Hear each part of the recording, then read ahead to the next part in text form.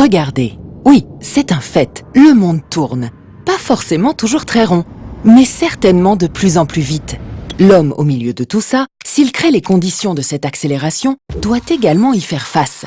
Faisons un petit point. Alors, au début, l'Homo sapiens, nomade et tribal. 190 000 ans plus tard, il progresse, se sédentarise et se structure. On avance, voilà l'imprimerie. Ça change tout. Siècle des Lumières, Révolution anglaise, française, américaine, on s'approche. Ah, et voici la révolution industrielle qui accouche du capitalisme. Puis début du XXe, l'homme domine son monde, ça s'organise. Ford, Taylor, on continue. Seconde Guerre mondiale, on reconstruit et relance la machine à consommer. Puis finalement émerge la société de l'information. Bien. Rentrons à présent un peu dans les détails du fonctionnement de l'entreprise depuis l'après-guerre. 1945-1975, les 30 Glorieuses. Une société de consommation en pleine croissance, tout va bien.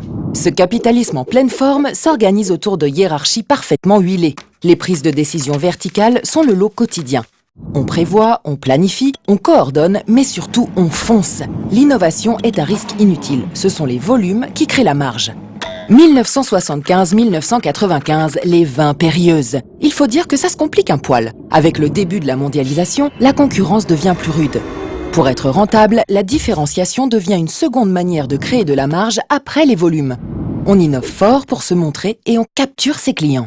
Et depuis 1995, les haines capricieuses. Plus de croissance. Les ménages consomment moins. Le chômage augmente. La mondialisation fait mal. Aujourd'hui, l'homme moderne se réinvente chaque jour.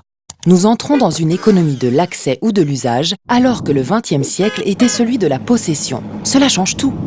Nous consommons du virtuel et le fait d'être devient plus important que d'avoir.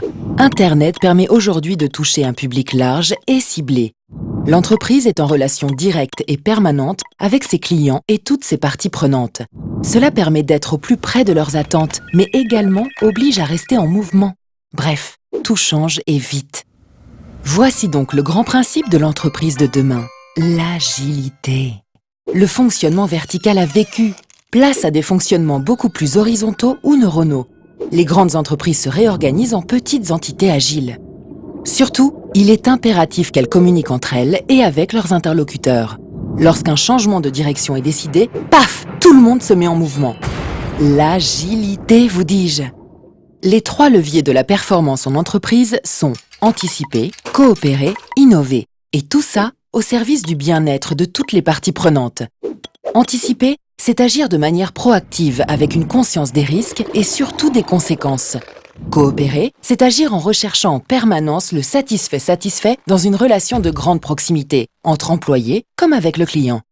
Innover, c'est un état d'esprit, mais aussi un dosage. Je suis toujours prêt à innover et lorsque je le fais, j'innove juste ce qu'il faut pour rester pertinent. Pour durer, nos entreprises doivent s'ajuster à ce nouveau monde et être prêtes à tout moment à tourner aussi vite que lui. C'est ça, l'agilité en entreprise.